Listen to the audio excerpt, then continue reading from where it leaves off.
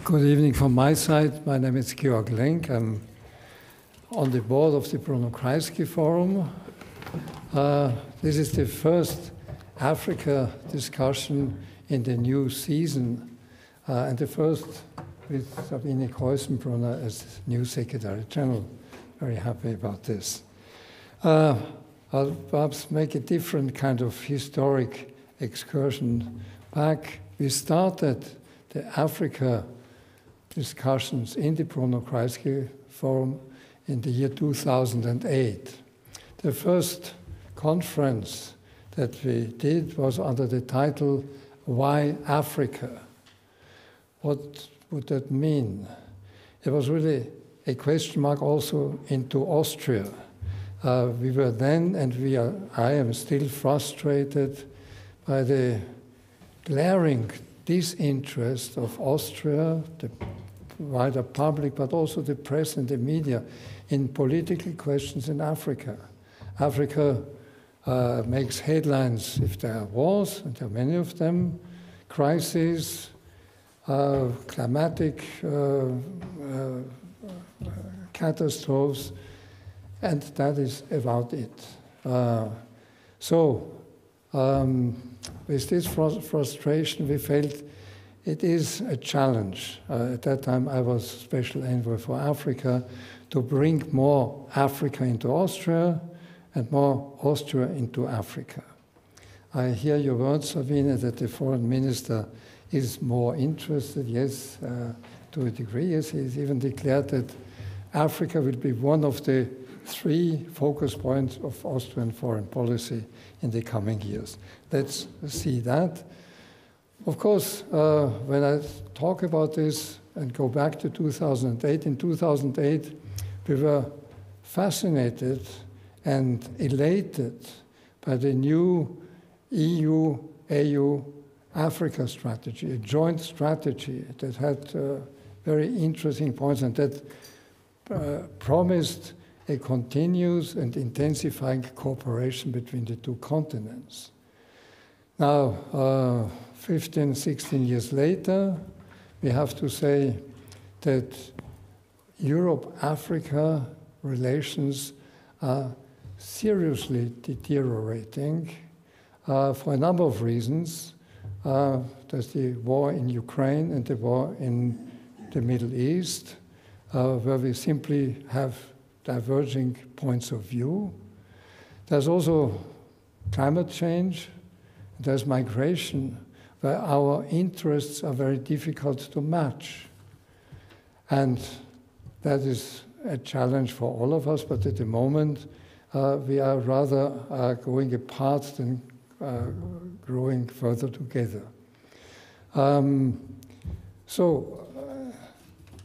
At the same time, we have today to recognize that the entire world framework of international relations is in a state of flux and disintegration. And in parallel to this, there is a new global south that is emerging, where Africa is playing a role. It is built on the organization of the BRICS, where S is standing for South Africa. South Africa wants to be part of global politics today, and we have to simply recognize that too.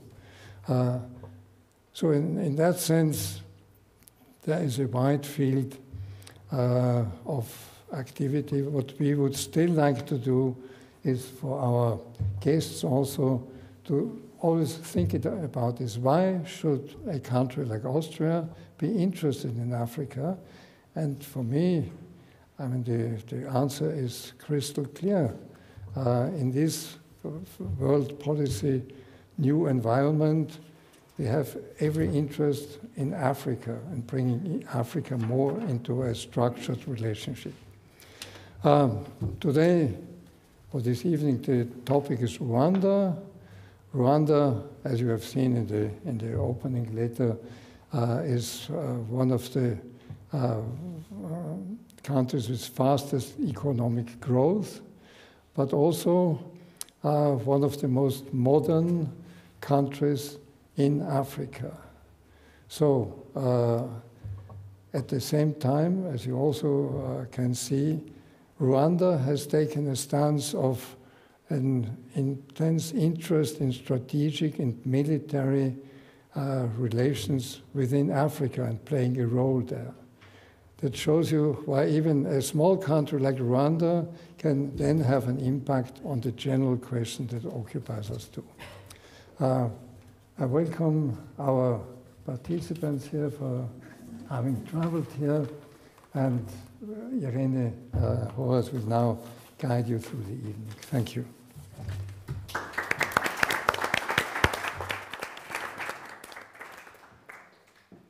Thank you very much for your kind introduction and for your kind words. And I will start by presenting here our panel.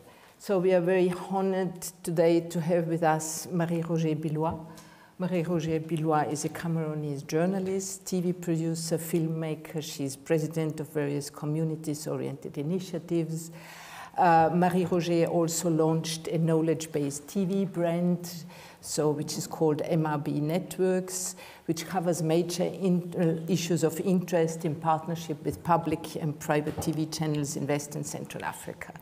So she also founded the Club Millennium, which is a networking platform for African and international business and political leaders. So Marie-Roger lives in France. Also today, you have straight come from Cameroon. So when we talked in the morning, you were at the airport, just arriving from Cameroon. So, and she knows Austria very well as well, because she has been studied here at the Diplomatic Academy. You have lived in Austria. You know very well the Kreisky Forum. So thank you very much for coming. My and pleasure. I know that you are a guest here, a very well-known guest here. Yes. So Thank you. Thank you. So we have Dr. Federico Donelli.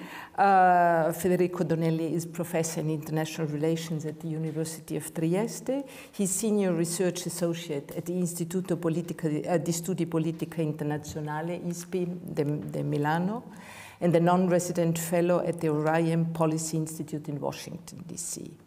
He's a consultant on political security issues to a variety of governments, private companies, and international organizations. So research fields of Dr. Donelli cover international politics and security in the Middle East and Africa. And he is currently working on the increasing global competition in the Red Sea. So you are also a specialist on Turkey, and you have, with your book, Turkey in Africa, Turkey's Strategic Involvement in Africa, and as a security person, security specialist on Africa, you have studied also a lot of Rwanda's military diplomacy and Rwanda's military role in Africa. Thank you so much also for coming. Thank you very much. And last but not least, and excuse me for inverting, for not giving a ladies first benefit, Dr. Magdalena Pupp.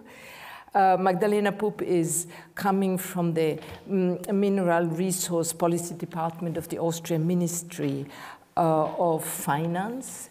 And Magdalena is, which impressed me very much, you are the National Competent Authority for Conflict Minerals Regulation and the Critical Raw Materials Act in Austria. So Magdalena has a lot to do with Rwanda. So she, and as we will see during this evening, thanks. Magdalena, Mrs. Pupp holds a Master of Science in Resource Geology and a PhD in Resource Geology and Petroleum Geology. And Dr. Pupp, she did her master thesis on artisanal mining of coltan in Rwanda. So thank you. So we have a real, well, we always wanted to have female geological engineers here and also somebody with a close connection to Rwanda. Thank you also for coming. So as you know, this evening we speak about Rwanda. But in particular, we will focus about the role of Rwanda of Rwanda's external policy about the role of Rwanda in Africa and the multiple ties and interests which the EU has with Rwanda, so, and which are praised and contested, and that's why they are so interesting. So why Rwanda? I have chosen, I just wanted to project two maps, because one, I think, so that you have a look on the country, and also to remind you how tiny this country is. Rwanda is a very small country, and it has the size of Lower Austria and Burgenland together. And it has close to 14 million of inhabitants. So we have in Lower Austria and Burgenland the double of population that we have in the whole of Austria. So it's a very small country, and it's landlocked, relatively resource poor, and the main source of income is subsistence farming. So Rwanda appeared in our minds, so in our Austrian minds, with the genocide 30 years ago, where with the Rwandan genocide, where approximately 800,000 Tutsis and moderate Hutus were killed in a time frame of 3 months. So in a very, very short time, and subsequently 2 million people fled the country. So you had within a few months, 1/4 of the population disappeared from the country, so left the country, were not there anymore, and with a decrease in GDP of 58%. So which is a huge shock in a country. So then, since then, Rwanda has made a remarkable path in terms of stability, of sustained economic growth rates between 6–9%, and counts today as one of the cleanest and most modern countries in Africa. It is still a poor country, so poverty rate is still as high as 52%. But it aspires to become a middle-income country by 2035. So the development is impressive, but it has come as a high price, with highly authoritarian rule, persecution of journalists, silencing critical voices, repression and killing of political opponents. And Rwanda has also been heavily criticized for its involvement of the country in the war in Eastern Congo. So the one thing which is uncontested in Rwanda, about Rwanda, is the fact that it plays an international role which is highly beyond its size, for both for the good and for the bad. So this will be actually the topic of our evening. And I want to start with you, Marie Roger. Can you tell us, so how come that Rwanda punches so high beyond its size? It's a very small country, and it's very much present in the international fora. It plays a role in the African Union, African security architecture, etc. So why punch it is so high? What are the drivers and what are the major topics in this foreign policy? How would you situate Rwanda? What is the role it plays on the continent and in the region? And how is Rwanda perceived on the continent, and how it is perceived in Europe? Please. Okay, thank you. I want to greet all of you, and especially my friends who are there. I'm so happy to see you again after a long time. Rwanda is a very interesting topic, and we've been covering it for a long time. And in my specific case, first time I was in Rwanda was in 1988, which means long before the genocide. And so I saw the country move to that dramatic development, which nobody really expected that way, but which had shaped, I would say, the whole region, the country, the people who covered it like me. It was something absolutely huge. So first thing I would say is that all of us, we were hoping that Rwanda will recover from hell. That's an African country I learned to love and had many friends there. But I must say, it's very difficult to speak about the regime today because, as you will see, many Africans have a sort of a fascination towards Paul Kagame because he's a strong man, and Africans like strong leaders. He has also a very voluntarily commitment to things. He has a policy, he has a vision, and when they commit to something, they do it.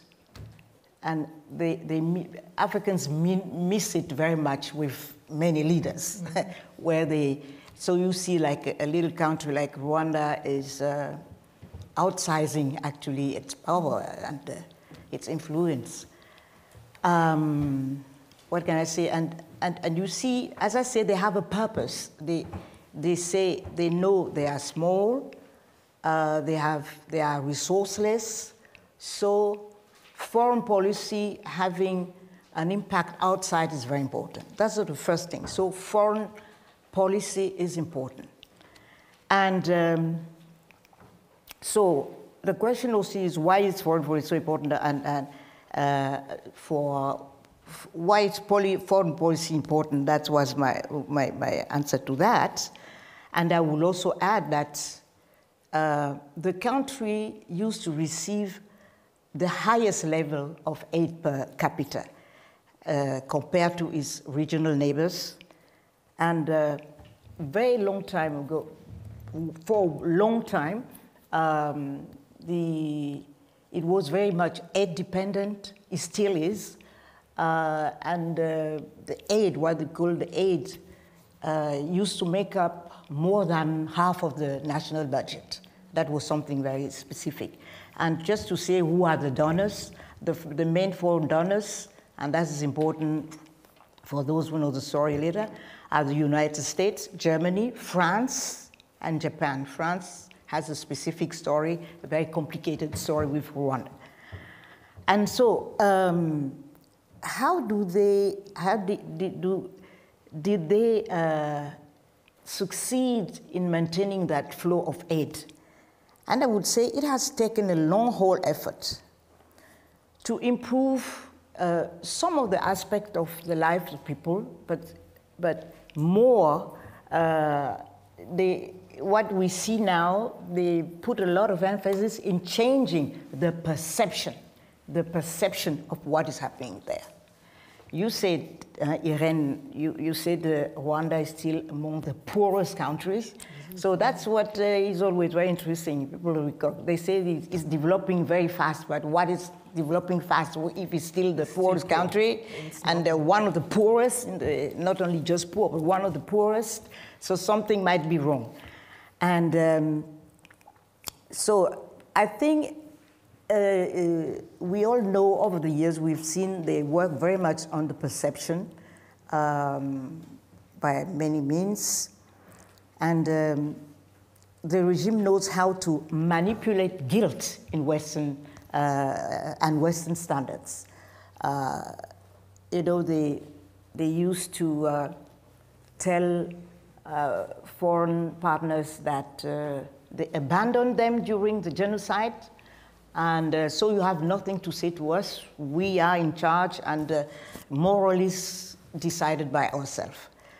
So there is something where you just feel that the Europeans don't want to really see what is happening. They take at face value what Rwanda is giving as results. It starts with the narrative of the 1994 genocide. I think 99% of the people in the room heard the name Rwanda for the first time in 1994, you know. So, and from there on, the story has started. In his relationship with foreign partners, Kagame wanted to appear as a victim and a savior, and not as a major actor with his share of responsibility in the historic bloodshed. He's also a part, he was an actor of all this.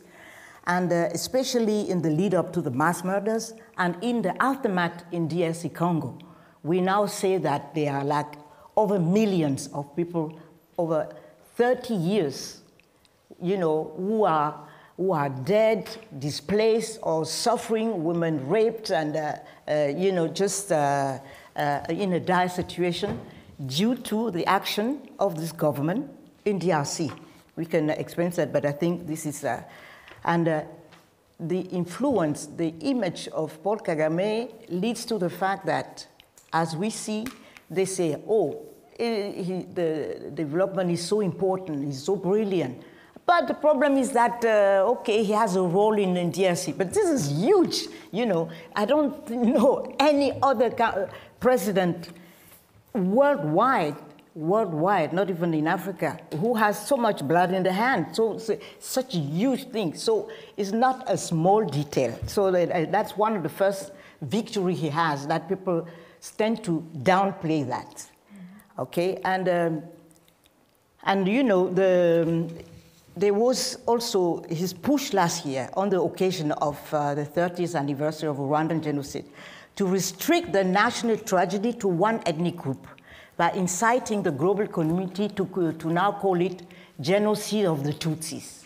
And you said rightfully that there were lots of Tutsi killed, but also, and by many accounts, it's a sizable number of Hutu killed. So if you are a leader wanting reconciliation, you cannot cast this story like that. You need to reunite everybody and recognize the suffering of everyone. And just an anecdote, which is a tragedy. There was an artist there called Kizito, very famous, very popular, and very much supported by the regime, until he started singing that, you know, in our country, reconciliation is lagging behind. We need to recognize the sufferings, all the groups, the Tutsis, the Hutus, everybody, so that we build our country. That narrative is not the official one. They don't like that. So he was threatened, he was thrown in jail, and he died in very suspicious conditions. So just to say, okay, so you ask why foreign policy is important, because it tends to downplay all the dramatic and very negative sides of the country. And now, what matters here more to the Europeans is supposed to be economy. And now again, I'm so sorry to disappoint you. I know it has become a cliche to celebrate Rwanda as a success story, a model of development, and even a miracle. 3 decades after the genocide, the country and the leaders of the Rwandan Patriotic Front, RPF, the country's ruling organization, are said to be on the way to winning the gamble they embarked on in 1994 to build a prosperous, stable, and a happy Rwanda. That's what we want. That's what everybody wants. But this is a fairy tale. It doesn't happen like that. This is a window dressing. And of course, whenever people go to Kigali, they are impressed by what they say. And this is a real, is a very modern city, the skyscraper, the buildings, a conference center, a very impressive convention center. You have international events like fintech and digital conferences, and now you hear they will do a center for vaccine, etc. Those things exist, but whenever you question that, have you been outside of the place? What did you see else? Most of them cannot say, because Rwanda is sort of like I saw, the window dressing, and if you go to the rest of the country, is another story. So, just to say that I came across a very recent stuff by the Fondation Jean Jaurès. You know, is a well-known foundation for research from the Socialist Party in France. And they have a document on Rwanda, which was released only last month. And, you know, they are not very optimistic about this situation and the systems, and also, I would say, the future of Rwanda. First of all, the data, and that's, I would say just that, just because I think it's important that it must be said because people don't want to see. First of all, the data and statistics involved are largely untrue. In the assessment of the socio-economic policies pursued by the Rwandan government, international financial institutions and the World Bank in particular rely on figures provided by Kigali, more specifically by the National Institute of Statistics of Rwanda.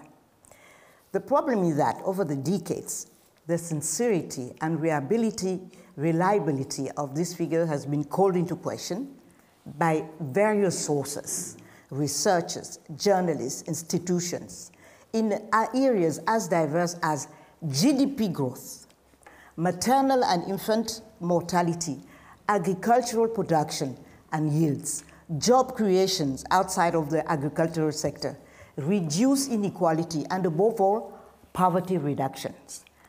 So, in turn, sometimes there are arbitrary changes in methodology between two surveys, inconsistencies, statistical mysteries, manipulation or misleading interpretation of data, which has been uncovered. At best, such practices are intended to conceal an overestimate of performance, or at worst to hide the recent increase in poverty since 2010. So, which means that in the aftermath of the genocide, with the outpouring of aid, there was sort of a progress. You could have improvement in some figures, or some felt. Of course, I would say that was the least they could do with the money they were receiving. But since what they say, what they see, what the researchers see, economists, is that it's an elitist an economy, a system based on elite and not inclusive at all, and not creating jobs. They call it jobless growth. And I don't mean the authoritarian system, you know, and that the Rwandans are oppressed. Now you have also many surveys people don't want to see in Europe, because it would not help their policy, because they have to legitimize why they put so much money in a outright dictatorship, where people are disappearing for any reasons. And so what I can say so far is that Rwanda is looked upon in Africa by many young people as not Rwanda really, but the leader looks like I said, a strong man. They like that, but the fact that the bloodshed in DRC has changed the image very much. But for Africans, this is not a detail. This is something which disqualifies the leadership of Rwanda.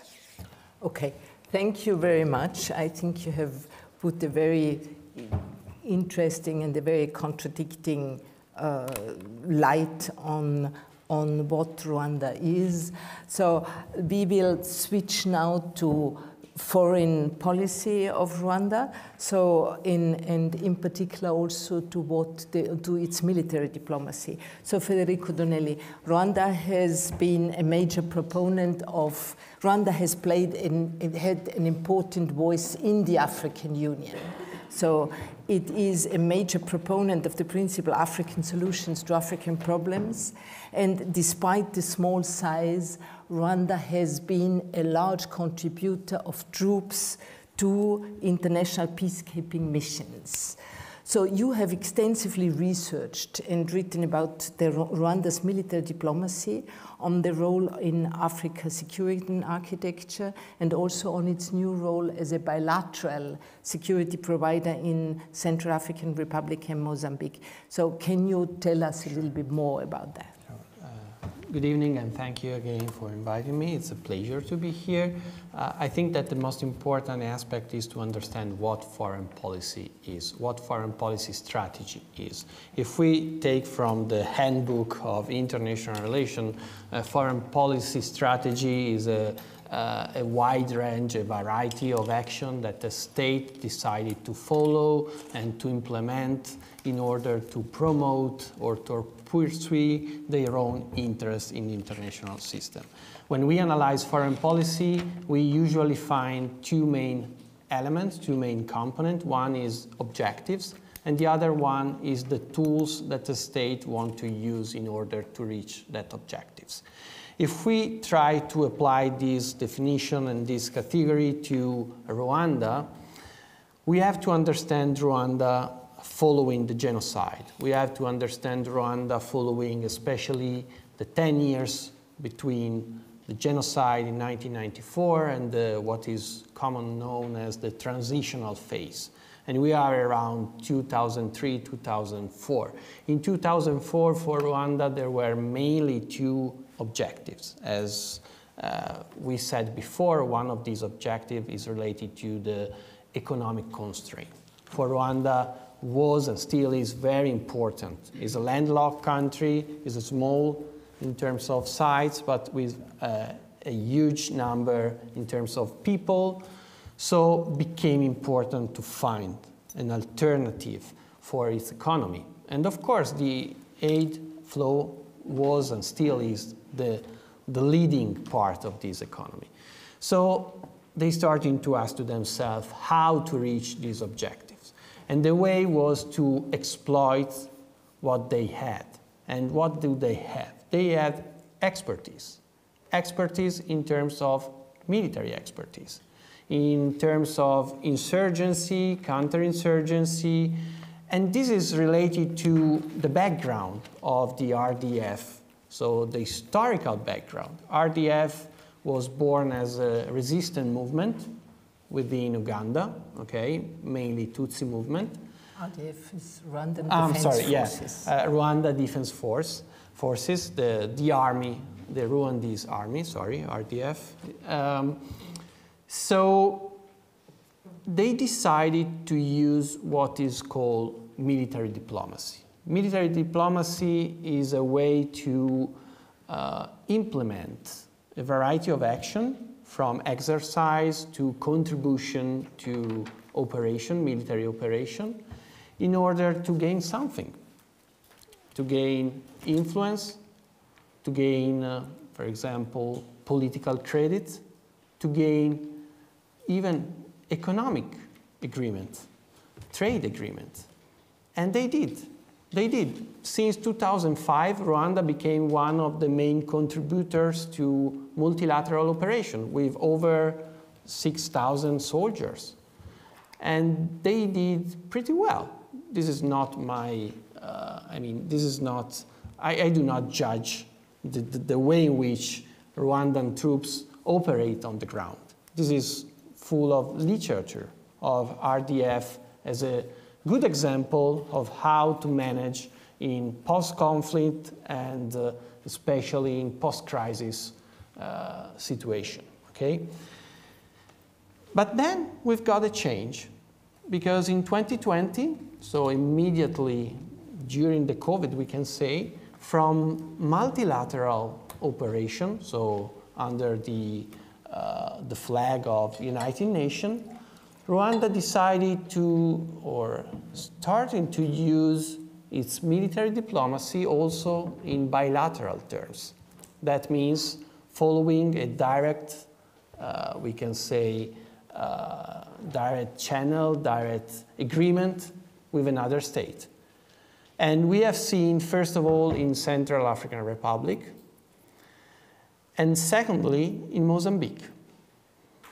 And since then, people, not only boring university scholar like me, but also policymaker, especially European policymaker who's looking for what is going on in the African security architecture, starting to see how Rwanda decided to use its troops. And starting to see how, and then I conclude, how Rwandan troops became in some way a bargaining chip for the Rwanda government. For multiple reasons, as we said before, to divert, for example, attention from the way in which Kagame ruled the country, for example. But even to, in some way, to break the idea of Rwanda as a small country. If you check this map, you can see how the Central African Republic and Mozambique have something in common. There's no geographical proximity with Rwanda. So for Rwanda, it became important to show to the other African states, but even to international stakeholders, that it is able to operate, to deploy troops beyond the neighboring states. So this, of course, became something of interest for all international analysts and policymakers, and of course became important in a period, as we said before, during which the international system is changing. We are living, as we can see around us, in a period of time of uncertainty, where international order, we know that we are living in a post-liberal international order, in an order in transition. We don't know where we are going. But what we know is that, especially for European countries, we are affecting a lot by critics, especially in the so-called global south, like in Africa. Critics about the way in which approaching to crisis, to economic and even security crisis, a way in which we try to drove in some way the post-independence path of the majority of states in terms of economic terms, but even in security terms. A period in which many European countries, especially France, that was the most engaged in Western Africa at least, decided to disengage, or decided or were forced to disengage. These create an empty space that in some way has been filled by Russia, as you may know about the Wagner Group, now African Corps or whatever, but even by other actors like UAE, as we have seen in Sudan, or Turkey. So what happened with Rwanda and especially Mozambique? Happened something new, that according to some European countries, again, especially Paris and France, Rwanda became a sort of alternative to both, to troop on the ground, so to send some troops from France to Mozambique, and at the same time an alternative to increasing influence of other actors that from the European perspective are considered as rivals or enemy or just problems in terms of strategic interests, like for example Russia. So I think that Rwanda since then decided to exploit this situation as other countries are doing. And I think that this could even change the relationship between EU or European countries and Rwanda. So, yeah. Maybe just to clarify, one question to add to that. So I understand that Rwanda has made a bilateral agreement with Central African Republic in order to support the army in counterinsurgency, in exchange also for economic treaties. Yeah, and the same in Mozambique. Mining permissions, etc. Mining permission, and of course there are also other unofficial agreements, for example with Mozambique, because in Mozambique there are many opposition members of Rwanda politics, And Mozambique, we can say, gave green light to also to try to persecute them. Yeah. Kill them. Yeah. And second, but I think one thing which is also important that you mentioned earlier was that the operation in Mozambique has been financed also by the EU, also financially supported by the EU. Financially supported, and the problem is that some of the funds were in some way diverted by Rwanda, not to fight on the Mozambique soil, but from some evidences to fight in DRC. Yeah. And that's the problem, and that's why, for example, nowadays we are still debate on refunding or not the operation. But the goal for Europe had been that Rwanda was protecting the exploitation of Elf Total, no? In Not Mozambique. directly, we can say, but of course the main interest of European is related to this big site in Cabo Delgado, so in the northern part of Mozambique, that is full of gas and oil, and Total, Mobil, even Eni, they've got a lot of interest there. They build everything, they just have to start to use them. But then, since 2017, we've got an Islamist insurgency. Mozambique army has been unable completely to control, to manage this situation. They ask help to Wagner, to South African private military companies, and all of them fail.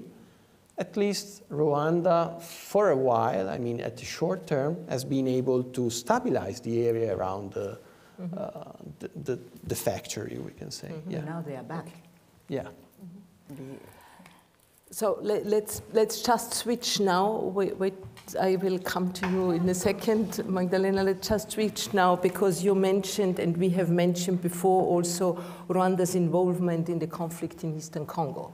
So perhaps, Federico, which you could also say some words on that, because it has been mentioned before, and this is all if, let's say, Rwanda plays the card of being a security provider in one says, it's also kind of, it's also accused to fuel the war in Eastern Congo, and not only this war, but also the previous ones. So what is this?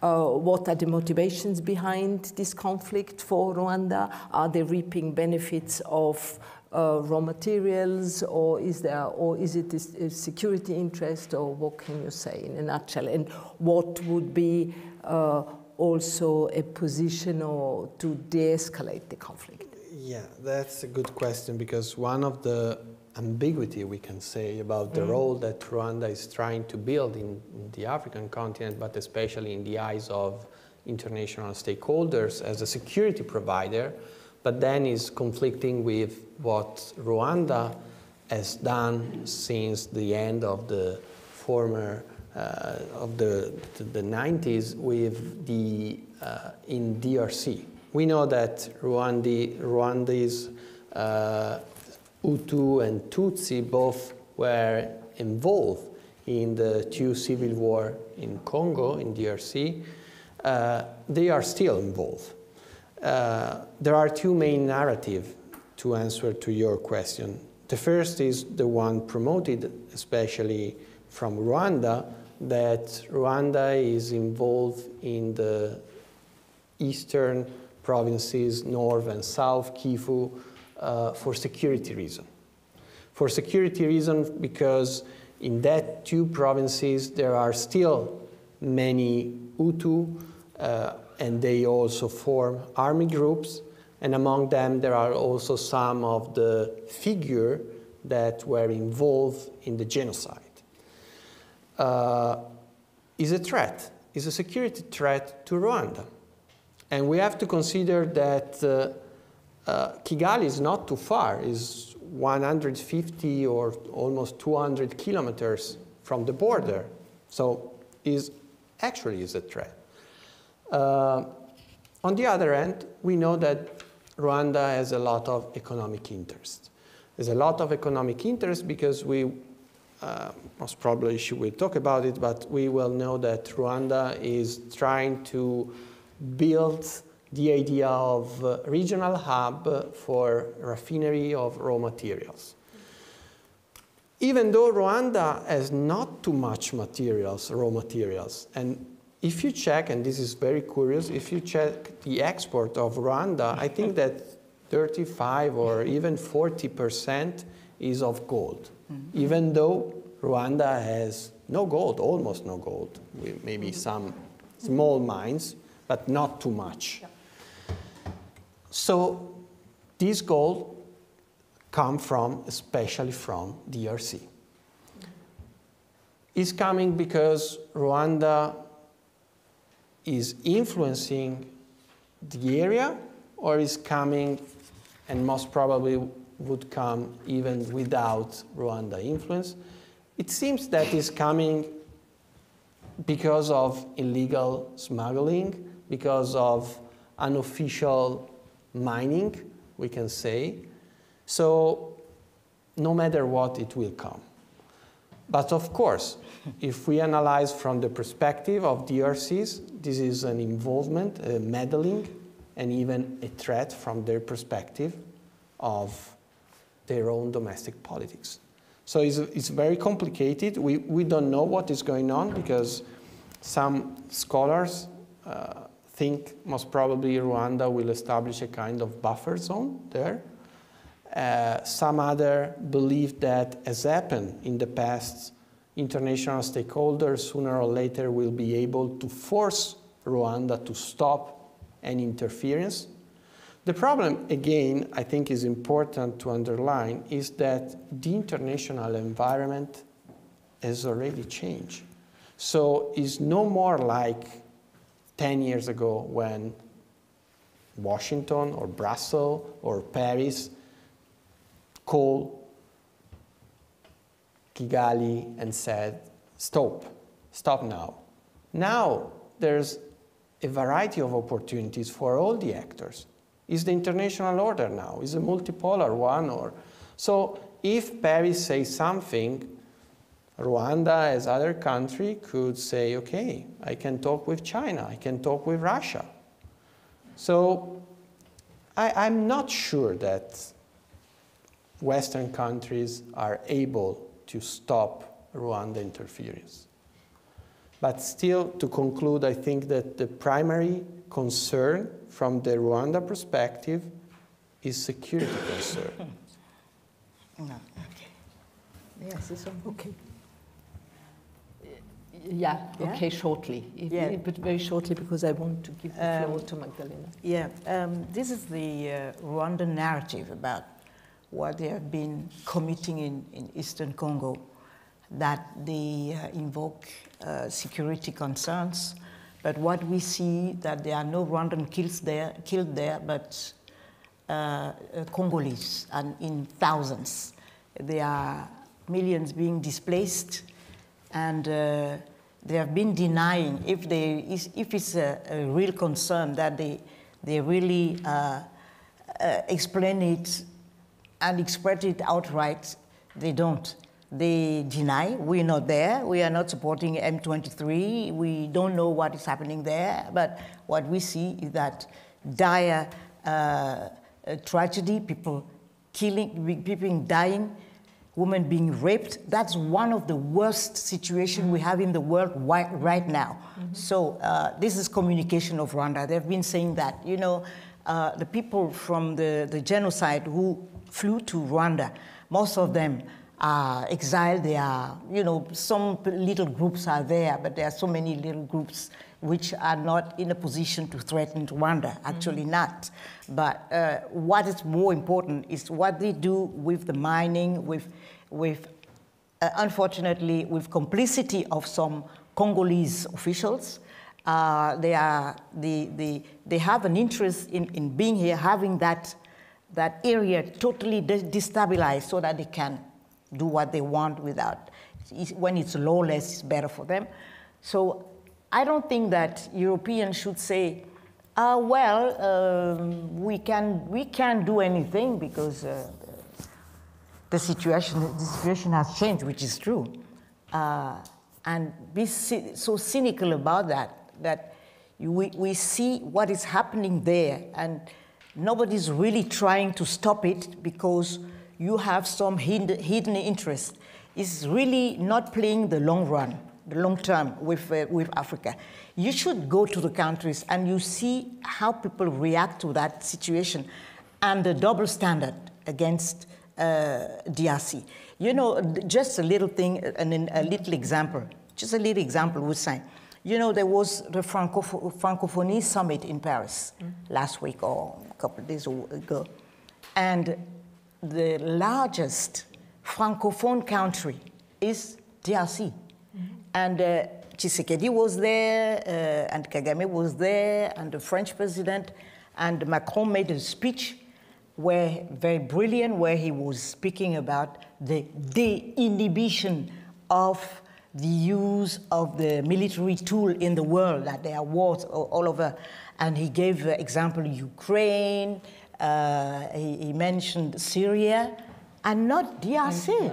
And it was a shock for them. So to say that it's not in the conscience of the people, that the Europeans don't want to put that in the conscience, that there is something very big and very serious happening for over decades in Eastern Congo. Thank you very much. So this is one of the largest, how to say, humanitarian crisis, which is completely silenced and not present in not in only the speech. humanitarian, it's a political situation too. And I just want to go back to this question, or which has to do with what you just said, to the question of is Rwanda there for the mining? Is Rwanda there to reap the benefits of the illegal, of the raw mineral smugglings?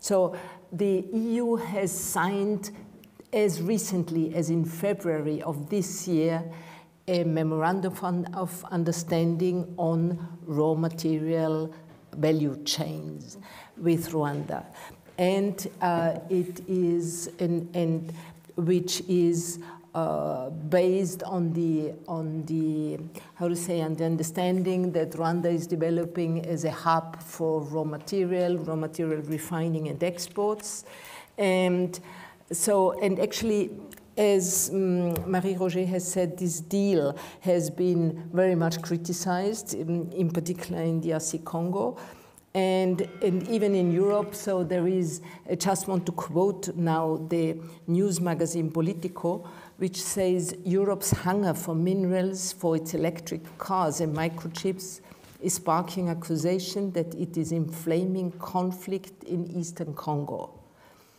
And then it says, indeed, Rwanda's exports have increased exponentially and is widely, so despite it is in itself a resource poor country.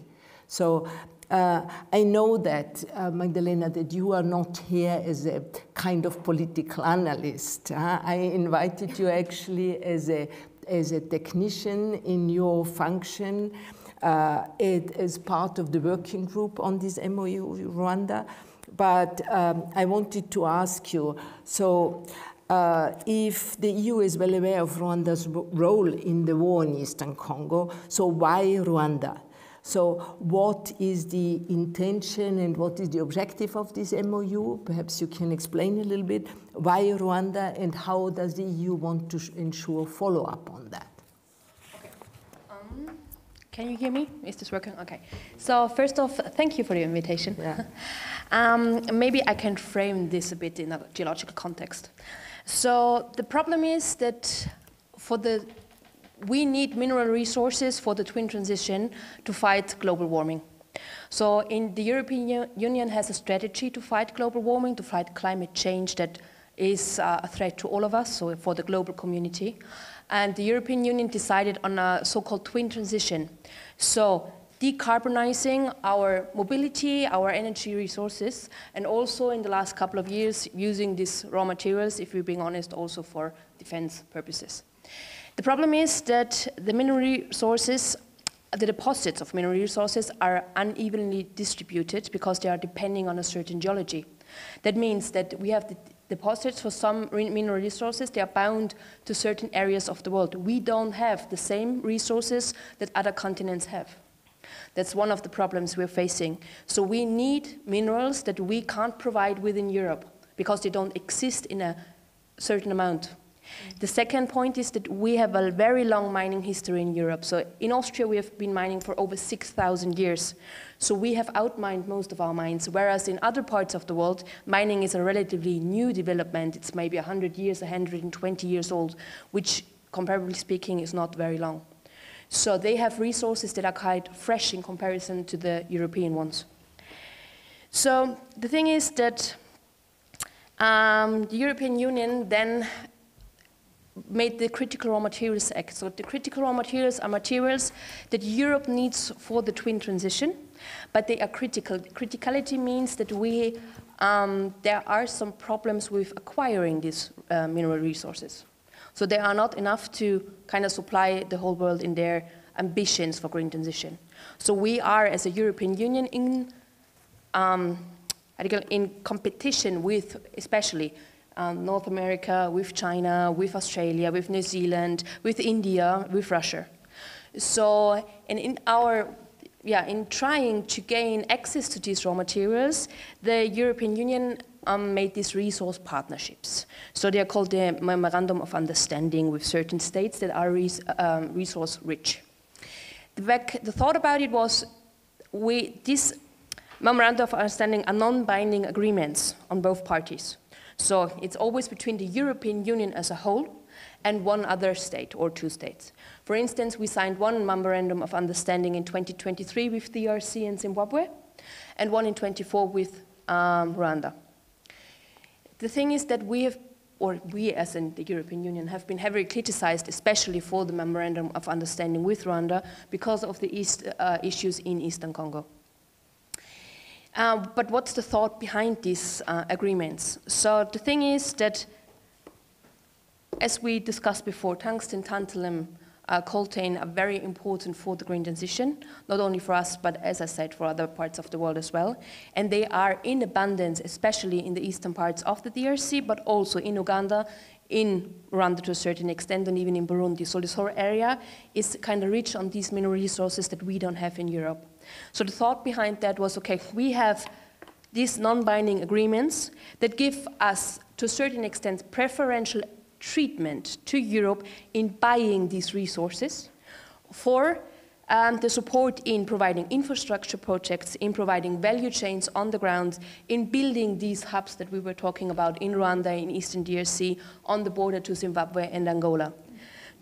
So this is kind of the trade-off that was already made with the Chinese, but the difference is that the European Union demands certain standards.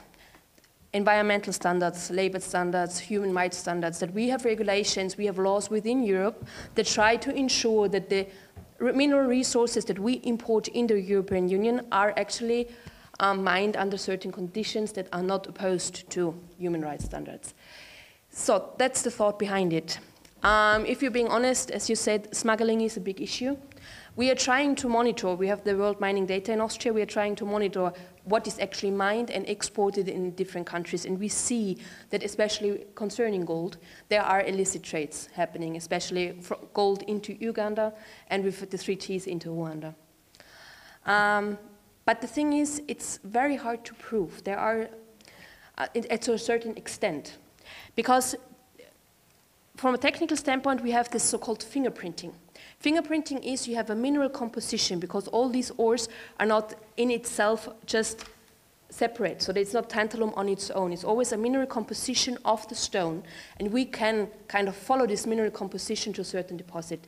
It's relatively easy with the 3 Ts, but not so easy with gold, because gold often just appears on its own as gold. So the gold smuggling is nearly impossible to follow back to the source. It's better with the 3 Ts. And in these sources, the problem is that this has something to do with geological provinces, and these geological provinces don't stop at borders.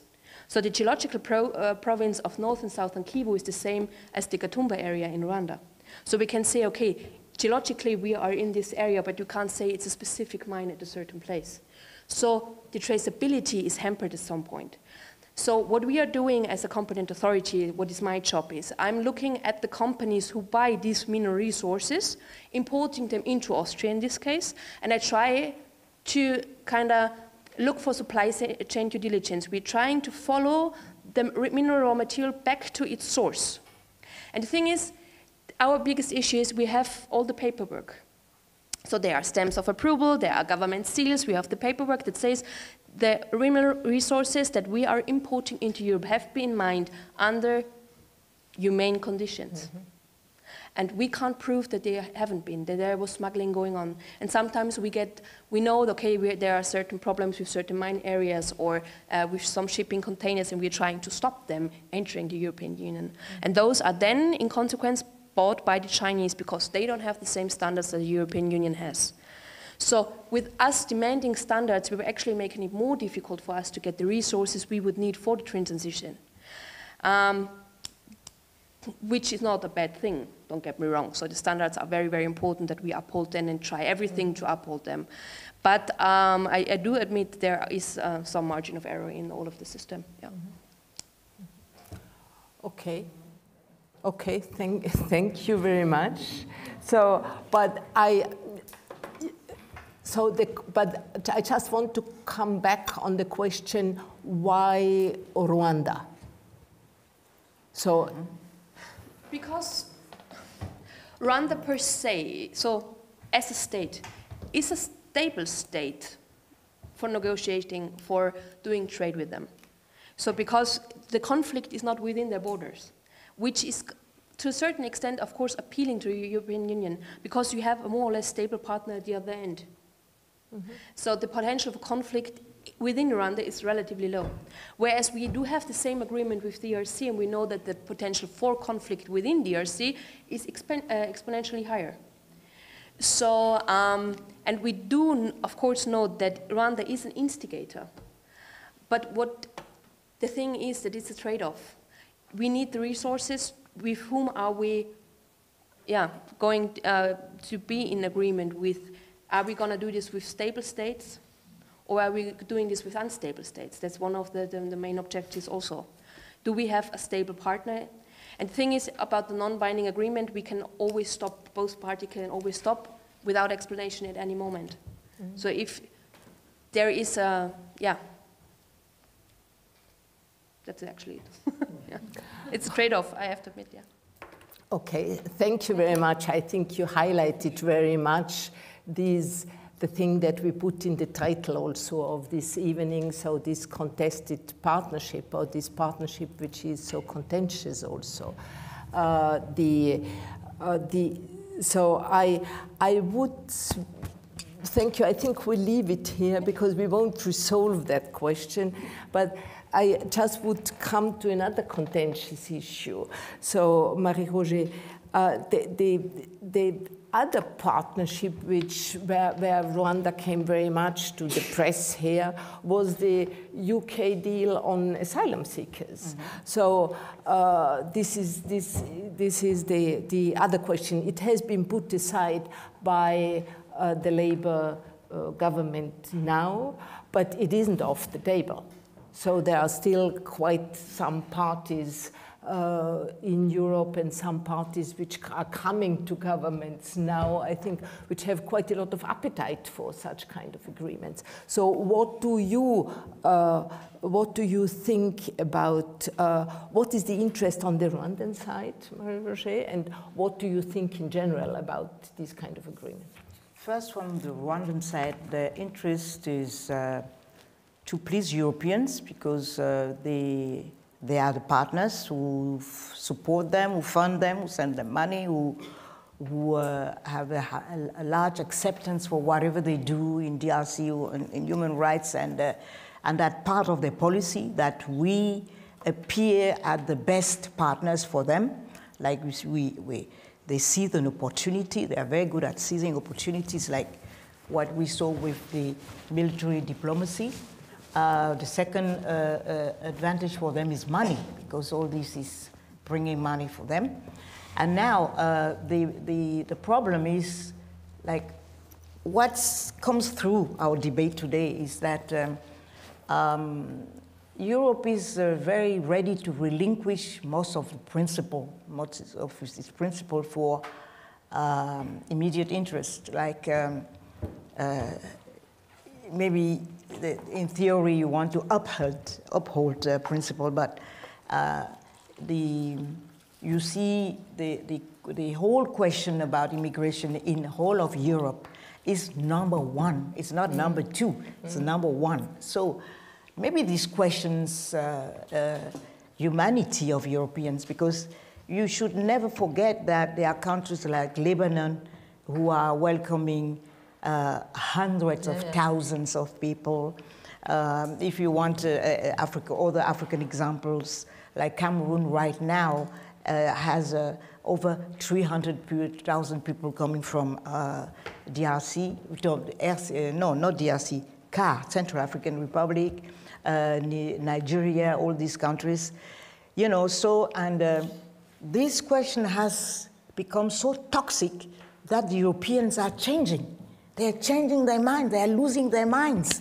I mean, they don't know how to deal with poor people trying to come over. And I think this has no solution, because what people have been saying all over the years, like, you know, you should help the countries of origins. We should help them develop the economy, create jobs for the youth, and all this. It's not happening for many reasons. One of them being that Europe, which is an industrial power, doesn't want to create other industrial powers and create a competition.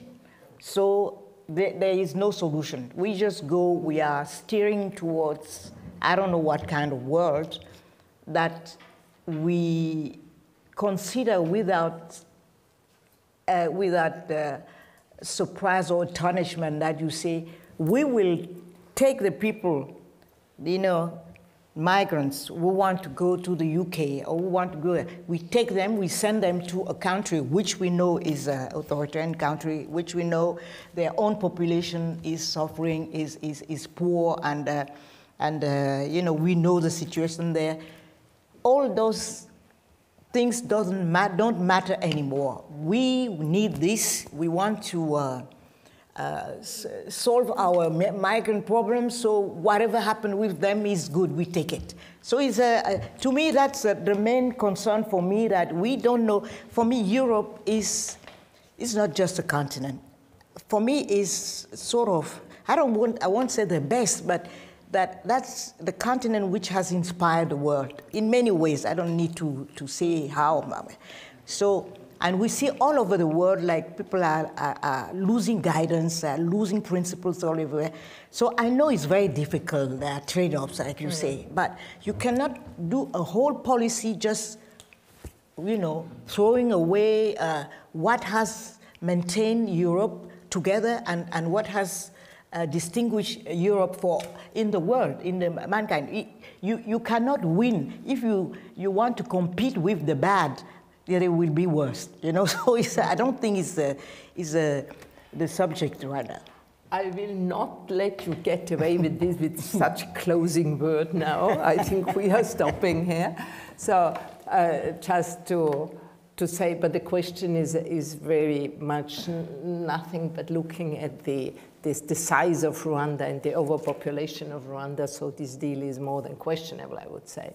And by the way, one thing which might be interesting also for the topic, Rwanda had a similar deal with Israel just before. So, which actually ended up in people stranded everywhere. So I think that this is now, it's just as a detail. It's not has not been very, very important in numbers, but it's a good detail to know. So I want to stop the panel here. So we have talked about different partnerships. We have not touched about the investment partnership which the EU has with Rwanda, and under which BioNTech has been setting up, among others, a vaccine production in Kigali. But we will perhaps say that in the closing word. So I want to open the floor actually for questions.